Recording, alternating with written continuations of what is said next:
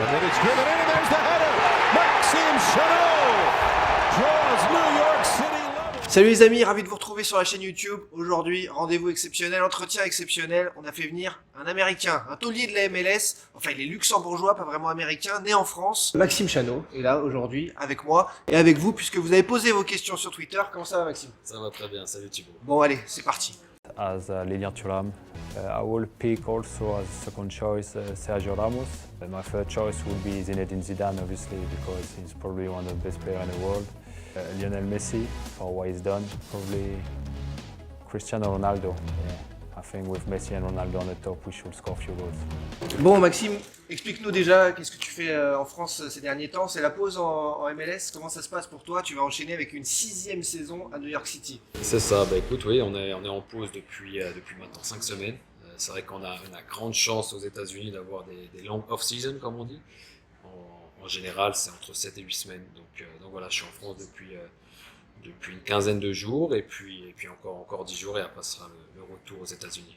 Juste avant de vous poser toutes les questions que vous m'avez transmises sur Twitter, avant d'en poser aussi pas mal à Maxime sur sa situation, sur le foot, sur les grandes stars qu'il a côtoyées, les amis, juste on remercie l'hôtel Courtyard by Marriott de Boulogne-Billancourt qui nous reçoit aujourd'hui. On donne beaucoup de force aux restaurateurs, aux hôteliers qui galèrent comme beaucoup en cette période de Covid. Donc voilà, c'est important de le signaler. Et Maxime qui vit à New York en connaît un rayon là-dessus. Bon, alors t'en es où aujourd'hui contractuellement? La MLS devrait reprendre donc en cette année 2021, même s'il y a des négociations, des tractations et plein de problèmes économiques comme partout. T'en es où? Alors moi j'ai la chance d'être encore sous contrat avec New York encore quelques années, encore 2 ans. Donc c'est une vraie chance, surtout par rapport à la situation sanitaire qui a malgré tout impacté le football. Donc non, voilà, écoute, ça fait déjà maintenant 5 ans que j'y suis. Je vais entamer ma 6e saison et je suis super heureux de pouvoir être en MLS et continuer l'aventure avec New York. T'as l'air d'être très bien aux États-Unis, tu comptes y vivre, rester là-bas, t'as que 31 ans. C'est quoi ta vie? Tu sais de quoi demain sera fait? Bah écoute, j'ai un dicton dans ma vie justement, c'est pas de prévoir. Parce qu'à chaque fois que j'ai fait des plans, ça a toujours été à l'inverse. Donc maintenant, en tant que croyant, en tant que pratiquant, je laisse faire ce que le Seigneur a décidé pour moi. Mais bon, j'ai eu la chance en arrivant à New York d'avoir la green card, et ça c'était aussi pourquoi nous sommes venus à New York, c'était pour pouvoir bénéficier de ce statut-ci. Donc ça veut dire que demain, si j'arrête ma carrière, je peux rester aux États-Unis sans problème de visa. Donc c'est vrai que c'est un vrai plus. J'aime énormément la vie aux États-Unis. Et donc pourquoi pas rester après ma carrière? Oui, je serais très heureux en tout cas. Et alors pour les Français qui ne te connaissent pas spécialement, certains t'ont vu en effet puisque tu es né à Nancy de ce côté-là, certains ont pu te croiser des essais, on peut te croiser à Guignon, un club que je connais bien, l'époque Tony Vérel notamment en national.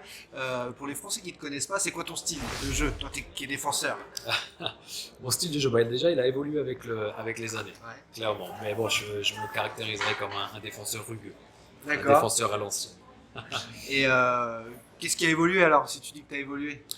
Bah, je pense que par expérience, tu changes ta façon de jouer. C'est vrai que j'étais beaucoup plus foufou quand j'étais plus jeune. Ok. Je réfléchissais peut-être un peu moins, j'étais plus dans le duel. Très physique. Très physique, exactement. Ouais. Et puis avec le temps, mais tu poses ton jeu, tu vois la chose différemment, tu apprends tes erreurs. Et donc c'est vrai que maintenant j'ai plus tendance quand même à plus évaluer l'action avant de me lancer par rapport à quand j'étais plus jeune. Et dis-moi alors, est-ce que tu as des références dans le foot par rapport à ton style, à ton poste? Et de quel joueur tu te rapproches aussi? Quel jour je me rapproche, moi? Sans dire je suis. Ouais, non, je comprends. J'aimais beaucoup Lilian Thuram quand j'étais plus jeune. Ça D'accord. c'était quand même un leitmotiv. J'aimais sa façon de jouer, sa rage. Et puis finalement, c'est ma génération. C'est-à-dire que c'est grâce à ces joueurs-là que j'ai commencé le ballon.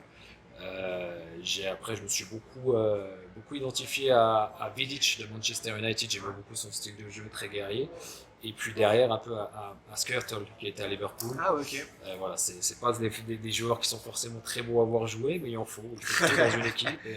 Et toi aussi, du coup, tu joues dans l'axe, mais tu pouvais aussi jouer comme Lilian Thuram sur un côté? J'ai commencé d'ailleurs sur le côté, surtout quand j'étais en Angleterre, parce que j'étais pas assez grand pour jouer dans l'axe. Tu sais, il faut faire minimum à 90, 92 en Angleterre. Donc Parce que toi, tu étais en première ligue Ouais, à quelle époque? en 2016-2017. Voilà, donc en 2016, Sheffield était encore en première ligue, c'est là que j'ai signé mon premier contrat. Super expérience, t'imagines bien, j'arrive du centre de formation du Stade de 2016, Reims. 2017, t'as dit 2006, excuse-moi. 2006, tu vois. Ouais, 2007, 2006-2007. Non, Ah, les années passent trop vite. Ah, ouais. 2006-2007. Et donc, oui, je te dis, c'est la transition entre stagiaire pro au Stade de Reims et puis le premier contrat pro en première ligue, un rêve, meilleure ligue au monde. Et donc, j'ai commencé à Sheffield en tant qu'arrière droit. À quel niveau tu te situes, puisque les Français ne regardent pas tous la MLS, Ligue 1, Ligue 2, Nationale, Hockey international luxembourgeois, ça se situe à peu près où? J'aime bien parce que j'ai beaucoup de discussions et des longs débats, surtout avec en particulier les Français qui sont très chauvins sur leur Ligue 1. Ouais, Ils ouais, ont c'est bien pour raison, ça. c'est une très belle ligue. Mais j'aime bien faire la comparaison avec les joueurs qui sont venus au MLS. Alors je parle de Pirlo, je parle de Steven Gerrard, je parle de Ouais. Zlatan Ibrahimovic. C'est des joueurs qui, lorsqu'ils ont quitté leur championnat, donc c'était la Serie A pour Pirlo, c'était Liverpool pour Gerrard, ou pour Zlatan, La Ligue 1 Manchester pour United, Romain la Alessandrini. Ligue 1, oui aussi. C'est des joueurs qui n'ont pas perdu leur qualité en seulement une intersaison. Donc ces joueurs qui étaient déjà très forts dans leur championnat-là, en arrivant en MLS, c'est pareil, ils apportent aussi cette qualité-ci. Donc, et pourtant, c'est pas des joueurs non plus qui ont Surperformé. exactement surperformé, si ce n'est peut-être Zlatan, mais quand tu vois ce qu'il fait aujourd'hui à Milan, tu peux te dire que bon. En fait, il n'a rien perdu. Exactement. Il y a des joueurs, au Haro, Anelka, avec qui j'en discutais, ça a été dur de se remettre du championnat chinois pour le coup, où ils ont un peu perdu physiquement, même si D'accord. ils étaient au top. Ouais. Mais on n'a pas l'impression que ce soit le cas du tout, de l'extérieur en tout cas, avec la MLS. Non, mais je pense qu'il faudrait poser la question à plusieurs joueurs qui ont surtout joué en Ligue 1 en France, mais moi je sais pour avoir discuté avec eux que c'est très très proche de la Ligue 1. Alors évidemment, tu enlèves le Bien sûr, PSG, Lyon Les et, top clubs, voilà. et Marseille, mais le reste est très très proche de la Ligue 1. Et encore une fois, tu le vois avec les joueurs qui arrivent, tu vois avec les joueurs qui sont vendus. Je pense à tous les joueurs il y a encore Almiron qui a signé à Newcastle. Enfin, il y a pas mal de joueurs. Ouais, exactement. Il y a beaucoup de joueurs qui partent de la MLS. L'arrière gauche du Bayern Munich qui était à Vancouver. Davis. Alphonso Davies Alphonso qui était à Davies. Vancouver. Enfin voilà, c'est des joueurs qui font la transition directement en MLS et qui s'adaptent à la. Donc ça veut dire ce que ça veut dire. Donc non, vous seriez très étonné. Il faudrait vraiment suivre la ligue pour vous rendre compte que la MLS est très proche de la Ligue 1. Et en plus, vous avez des super stades, des bons terrains.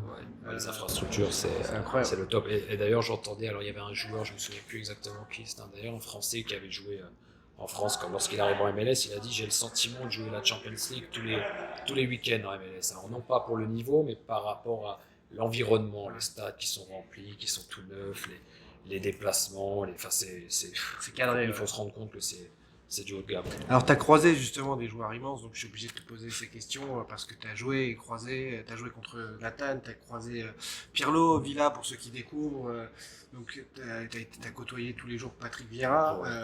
Qu'est-ce qui te marque le plus chez ces gens-là qui ont une exigence, une rigueur, un mental à toute épreuve qu'est-ce qui ressort le plus là, quelques années après? Eh ben je dirais leur humilité par rapport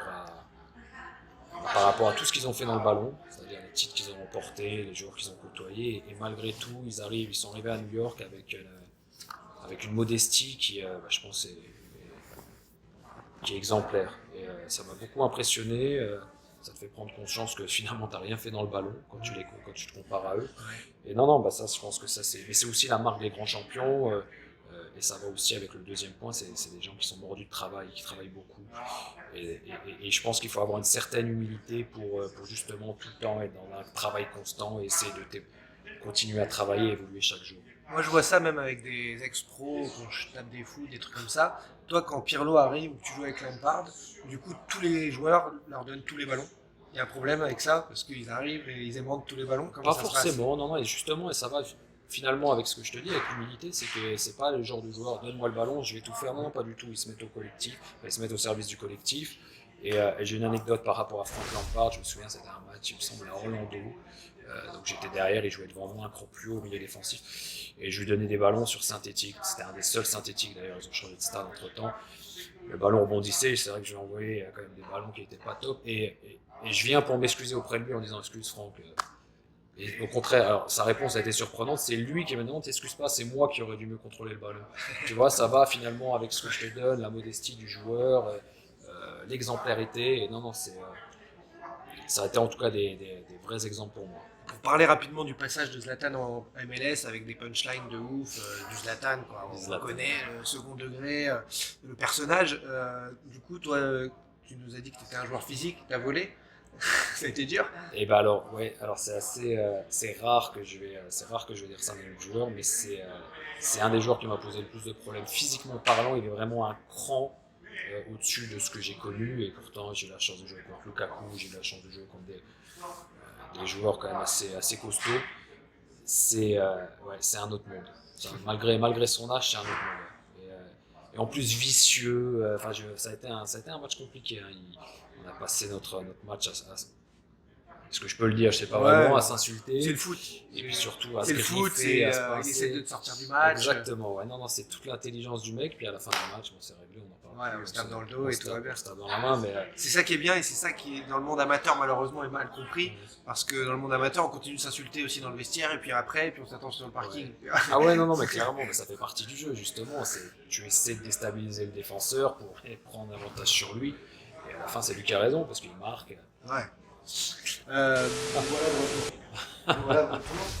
Je suis obligé de revenir sur cet homme, Andrea Pirlo, quand même, que tu as eu la chance de côtoyer et pas moi. Mais, tant mieux.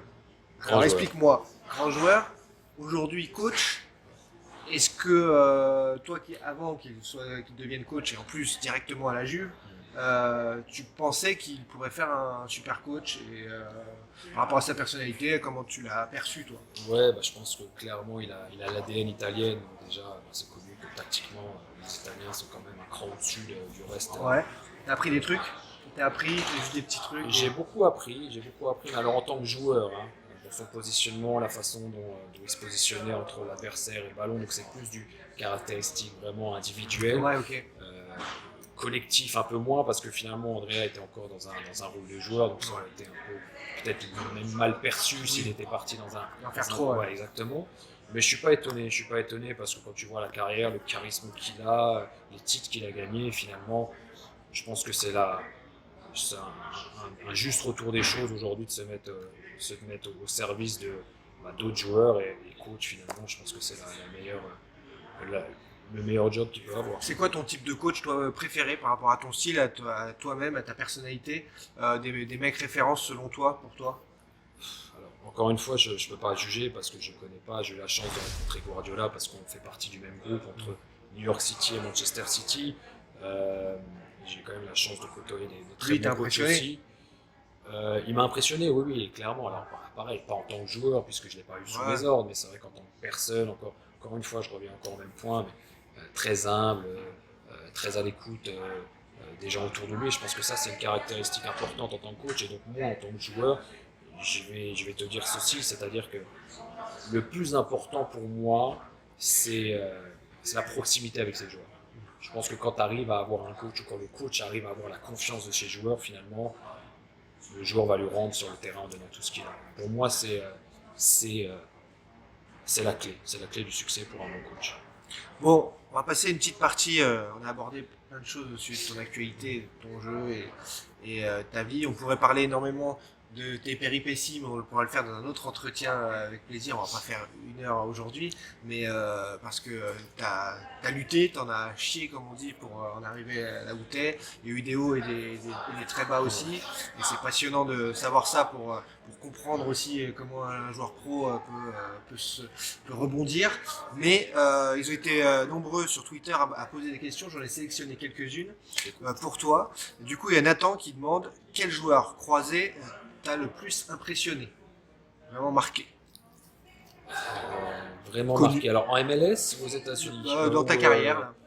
Je dirais Eden Hazard avec la Belgique. D'accord. J'avais trouvé très très fort dans toutes ses prises de décision. Ça allait très très vite. Sa première touche de balle, ses crochets à 90 degrés. Non, j'ai été très impressionné. C'était à l'époque Lille, Chelsea?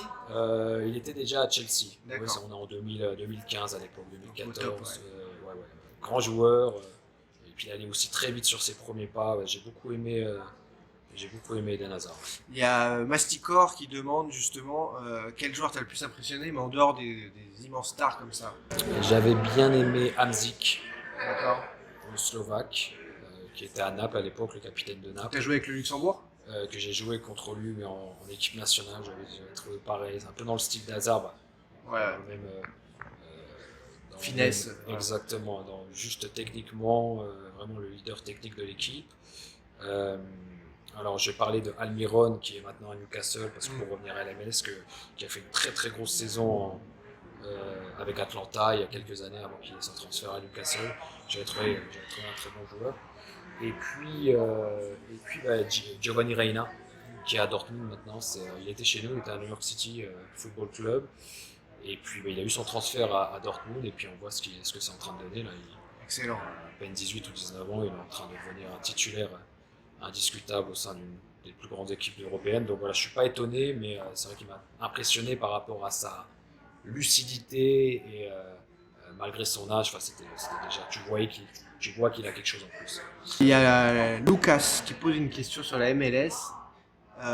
Est-ce que c'est un championnat pour futurs retraités? Parce qu'en France, médiatiquement, on parle surtout, en effet, de joueurs qui ont plus de 33, Ouais. 34 ans qui vont là-bas. Alors, qu'est-ce que tu réponds à ça? Eh ben, je vais répondre que ça a changé. Ça a été le cas, et je pense qu'ils ont eu l'intelligence, alors quand je dis ils, c'est la Ligue, la MLS, les clubs, de partir sur cette politique-ci pour faire connaître la Ligue, parce que finalement, qu'est-ce qu'il y a de mieux que d'avoir des stars pour faire parler de soi? C'est ce qu'ils ont fait à l'époque avec Didier Drogba, avec Steven Gerrard, avec Kaka d'Orlando, qui était à Orlando, encore Pirlo, Ashley Cole, enfin voilà, tous les nombreux noms.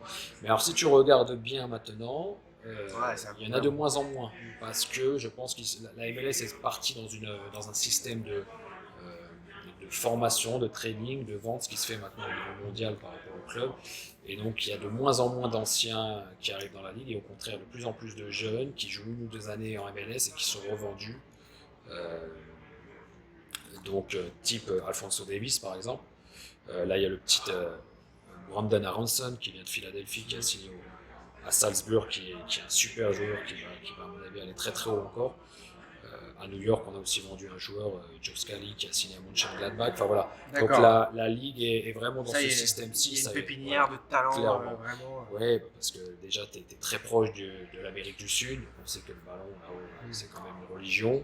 Puis ça y est, c'est structuré maintenant. Clairement. Donc non, je suis pas d'accord. J'ai été d'accord en 2016. Il y a eu cette image et que ça y est, c'est terminé. Voilà, ils ont vraiment pris ce tournant, et je pense qu'ils ont fait le bon choix. Il y a Willou qui a une question, lui, qui suit la MLS, mais qui voudrait savoir est-ce que, comme un Roma Lazio, un PSGOM, même si c'est pas dans la même ville, il y a la rivalité entre les Red Bull de New York et New York City, ton club. Ouais, assez forte d'ailleurs, assez forte, surtout pour les supporters. On a une grosse base de fans, tout comme les Red Bull. Donc non, il y a une vraie rivalité. Il y a un vrai sentiment de derby la semaine où le match est le week-end. Non, c'est super sympa. C'est toujours très bon enfant, c'est un peu différent avec l'Europe. Les supporters là sont très très carrés, très réglo. Vous n'avez pas vraiment d'ultra. Ça n'existe pas trop. Ouais. Ça n'existe pas trop, mais je pense encore une fois, c'est une culture américaine qui veut ça. Ouais. Mais voilà, il y a une vraie ambiance, il y a une vraie rivalité entre les deux New York. Vous n'avez pas le droit de perdre alors. On n'a pas le droit de perdre. Et d'ailleurs, on a perdu quelques matchs avec des scores assez élevés. Donc c'est vrai que le dernier match, là, je me sens qu'on a gagné 5-2 là, en octobre dernier. Donc ça fait plaisir à nos fans. Bon, bah, très bien. On a fait le tour de la situation. Merci à tous ceux qui ont posé leurs questions là pour Maxime. J'ai été votre relais. Quand même, Maxime, tu sais que j'adore les maillots. T'es pas venu les mains vides. Donc s'il te plaît, offre-le-moi, parce que je le vois depuis longtemps. Je ne demande pas le cadeau, les amis. Il m'avait dit qu'il me l'offrait, mais je voulais vous le montrer quand même pour rendre quelques jaloux. Bah écoute, tu avais Pirlo, je me suis dit il fallait avoir mieux, il fallait avoir beaucoup mieux. Le maillot de Maxime, merci pour beaucoup. Toi, merci à toi. Splendide. C'est Ouais. top. Ça fait plaisir, je vais le mettre avec notre ami Jérôme en commun. Voilà, ça va faire des étincelles. Merci à tous ceux qui nous ont suivis. Maxime repart très bientôt du côté des États-Unis. Ouais, c'est ça. Bon, bah écoute, on te souhaite une très bonne saison Merci. en MLS. C'est Tu gentil. reviens quand tu veux, on discutera de tout ça avec plaisir. On parlera des péripéties aussi de ta carrière, des blessures, parce qu'on a aussi la série que vous suivez sur la chaîne YouTube sur les blessures, le brancard, les blessures, les blessés, comment s'en remettre avec l'ostéopathe Benny Luz. Merci à tous ceux qui likent, qui partagent et qui font vivre cet entretien, cette vidéo jusqu'aux États-Unis notamment, puisqu'elle plaira aux fans de New York City, bien sûr. À très bientôt, Maxime. À bientôt et puis encore merci de m'avoir reçu. Avec plaisir. Salut, salut. Salut. Savarino running on to it, back across, and saved off the line. Maxime Chanot keeps the clean sheet for Sean Johnson. High looping ball. There's the header and there's the goal. Maxime Chanot.